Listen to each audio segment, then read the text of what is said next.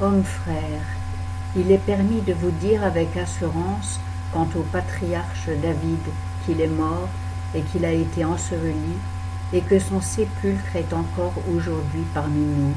Mais étant prophète, et sachant que Dieu lui avait promis avec serment qu'il ferait naître le Christ de sa postérité selon la chair pour le faire asseoir sur son trône, prévoyant cela, il dit de la résurrection du Christ que son âme ne serait point laissée dans l'enfer et que sa chair ne verrait point la corruption.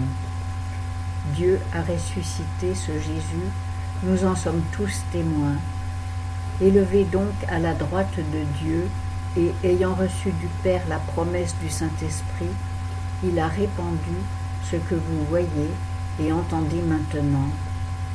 Car David n'est point monté au ciel, mais il dit lui-même, « Le Seigneur a dit à mon Seigneur, assieds-toi à ma droite, jusqu'à ce que j'aie fait de tes ennemis le marchepied de tes pieds. » Que toute la maison d'Israël sache donc avec certitude que Dieu a fait Seigneur et Christ ce Jésus que vous avez crucifié.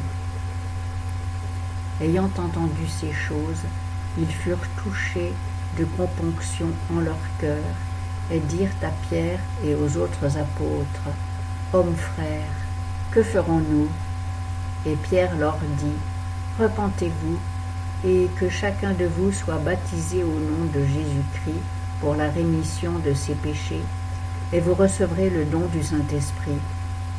Car la promesse a été faite à vous et à vos enfants, et à tous ceux qui sont éloignés autant que le Seigneur notre Dieu en appellera. » Et il les conjurait par plusieurs autres discours et les exhortait en disant, « Sauvez-vous de cette race perverse. » Ceux donc qui reçurent de bon cœur sa parole furent baptisés. Et ce jour-là, environ 3000 âmes furent ajoutées aux disciples. Or, ils persévéraient dans la doctrine des apôtres, dans la communion, dans la fraction du pain et dans les prières.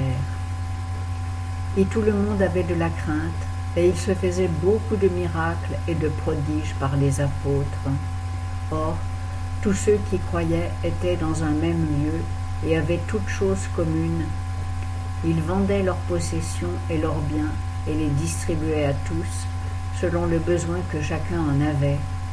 Et ils étaient tous les jours assidus au temple d'un commun accord, et rompant le pain dans leur maison, ils prenaient leur nourriture avec joie et simplicité de cœur, louant Dieu et étant agréable à tout le peuple, et le Seigneur ajoutait tous les jours à l'Église des gens qui étaient sauvés.